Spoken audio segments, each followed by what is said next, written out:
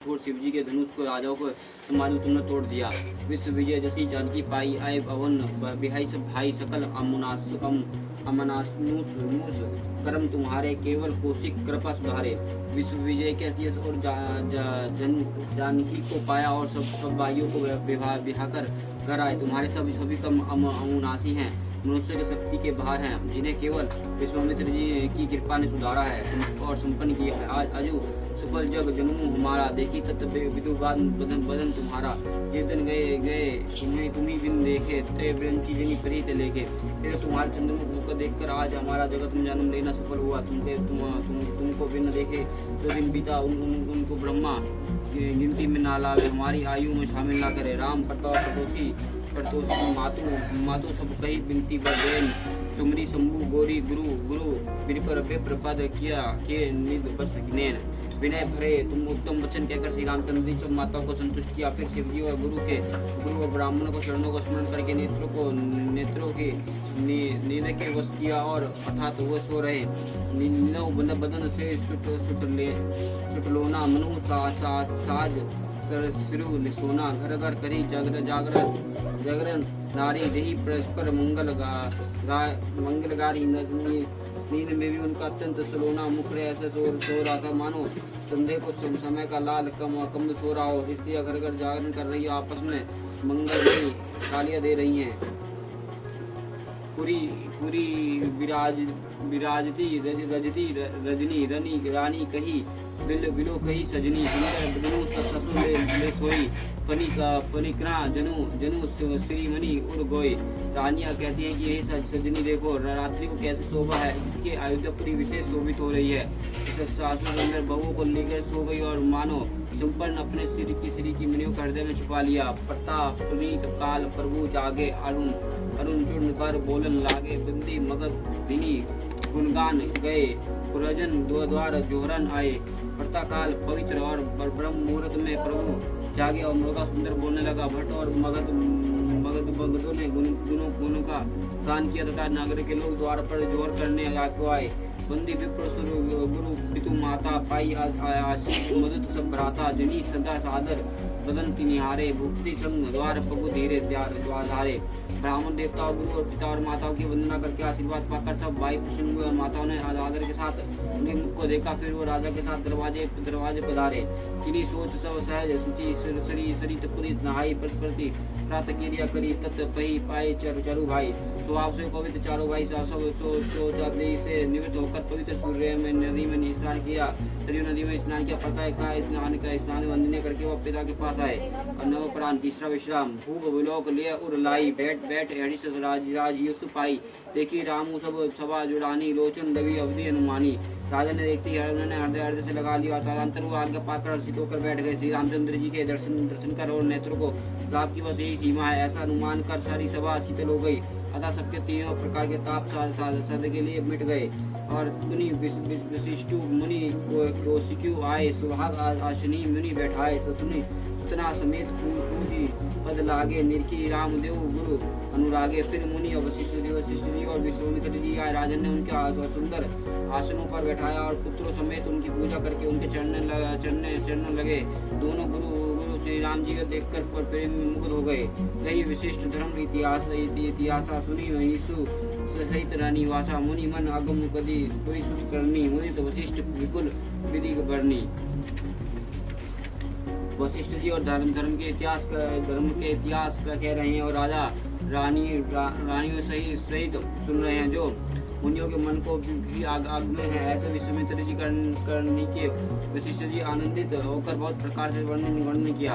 बोले वामदेव सब सची कीर्ति कलित लोक त्यू माची। सुनी आनंद भय सब कहा, राम लखन और अधिक पूछाओ। वामदेव जी बोले ये सब बात सत्य है कि विश्वामित्र जी सुंदर कीर्ति तीनों लोक में छाए हुई है। यह सुनकर सभी किसी को आनंद हुआ। श्री राम लक्ष्मण को अर्ध में अधिक उत्साह हुआ। मंगल मोद उच्छुआ नीति जही जी कई दिवस यही भांति। उमगी अवध आनंद भारी अधिकाति। बीते ही मंगल आनंद और उत्सव होते हैं और इस तरह आनंद में दिन बीतते जाते हैं। अयोध्या आनंद से भरकर उमड़ पड़ी और आनंद की अधिकता अधिक बढ़ती जा रही है।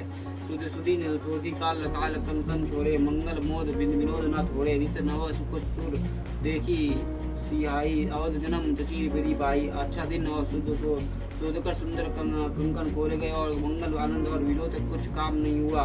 इस प्रकार नित्य नए सुखों को देखकर देवता सहित और अयोध्या में जन्म का पाने के लिए ब्रह्मा जी से यचन करते हैं।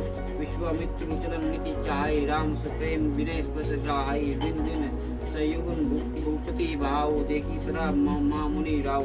विश्वामित्र जी नित्य ही चलना अपने आश्रम चाहते हैं और रामचंद्र जी किसने अभिनय वश रह जाते। दिनोदान राजा का सुगुण भाव प्रेम देखकर मुनिराज विश्वामित्र जी उनकी सराहना करते हैं। मगध विदा राहु अनुरागे सतनु समेत ठाड़ से आगे आपसे ठाठ गए भागे। नाथ सकल संपदा तुम्हारी मैं सेवक समेत सुत नारी। अंत में जब विश्वामित्र जी विदा मांगी तब राजा ने प्रेम मगन हो गए और पुत्र सहित तो आगे खड़े हो गए। बोले हे नाथ ये सारी संपदा आपकी है। मैं तो स्त्री पुत्र सहित आपका सेवक हूँ। गर्भ सदा मृगिनी पर छोहू दर्शनु ते देत प्राप्त सुनी मोहू। अस कही राव सहित सतु सुतरानी करे चरण मुख अव न बानी। हे मुनि लड़कों पर सदा ही स्नेह करते रहिएगा और मुझे भी दर्शन देते रहिएगा। ऐसा कहकर पुत्र और रानियों सहित राजा दशरथ जी विश्वामित्र जी के चरणों पर गिर गए पड़े और उनके मुंह से बात नहीं निकली। दिनी आशीष विप्र बहु भांति चले न प्रीति रीति कही जाती। रामू से प्रेम संग सब भाई आयुष पाए फिर पहुँचाई। ब्राह्मण और विश्वामित्र जी ने ब्राह्मण बहुत प्रकार से आशीर्वाद दिया और फिर वो चले पड़े। प्रतीक रीति कही नहीं जाती। सब भाइयों के साथ लेकर श्री राम जी प्रेम के साथ उन्हें पहुंचाकर और आज्ञा पाकर लौटे। राम रूप भूपति भक्ति बिहाऊ छाव आनंदु जाति शरत बनी मन मुदित बधिकुल चंदु चंद्रमा विश्वामित्र जी बड़े हर्ष के साथ श्री रामचंद्र जी के रूप और राजा को दशरथ जी को भक्ति और विवाह और आनंद को मन ही मन सराहते जाते। वामदेव रघुकुल ज्ञानी बहुरी गतिसुत तथा बखानी। सुनी मुनि सजोस मणि मन राव वर्णित अपना प्रभाव। वामदेव जी और रघुकुल के गुरु ज्ञानी वशिष्ठ जी ने फिर विश्वामित्र जी कथा बखान कर कही। मुनि का सादा यश सुनकर राजा मन ही मन अपने पुण्य को प्रभाव को बखान करने लगे। बहुरे लोग राजेशु भायो सुतना समेत निर्भित ग्रह गयो। जहाता राम बिहाव सब गावा सजासु प्रीत लोक ती छावा। आज हुई तब सब लोग लौटे और राजा दशरथ जी भी पुत्र सहित महल में गए। चाहता श्री रामचंद्र जी विवाह की कथाएं गा रहे और श्री रामचंद्र जी की पवित्र श्रेष्ठ तीनों लोगों में छा गई। आए बिहाई रामू घर जब ते वशई आनंद भवद सब तब ते बरु विवाह चस भयो उछाओ सकी न बरनी गिरा न हो। सब जब से श्री रामचंद्र जी विवाह करके घर आए तब से सब प्रकार का आनंद अयोध्या में आकर बसने लगा। प्रभु के विवाह में जैसे आनंद उत्साह हुआ उस सरस्वती जी और से राजा से जी भी नहीं कह सकते। कविकुल जीवन पवन जानी राम सिया जसु मंगल खानी। तेहि ते मुख में कछु कहा बखानी। वर्णन पुनीत तुमने बानी। श्री सीता राम जी को यशु कवि कुल के जीवन के पवित्र करने वाले मंगलों की खान जानकर इससे मैंने अपनी वाणी को पवित्र करने के लिए कुछ बखान कर कहा।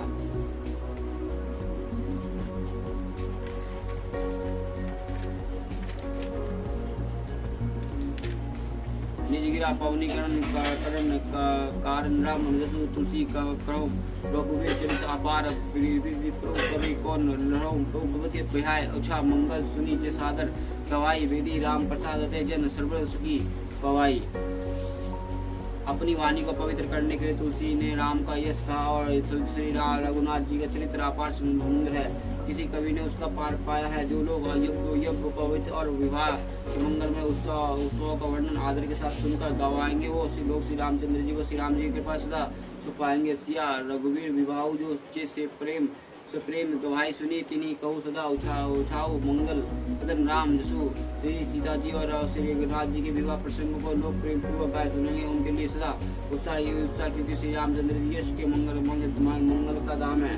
मास्टरायण 12वां विश्राम इति श्रीयाम श्रीमद रामचरित मानसे सकल काली कलिकुल कुल से सदन वाचने प्रथम शोकन समाप्त। कलयुग के संपूर्ण पापों का विध्वंस करने वाले श्री रामचंद्र मानस का पहला शोकन समाप्त हुआ।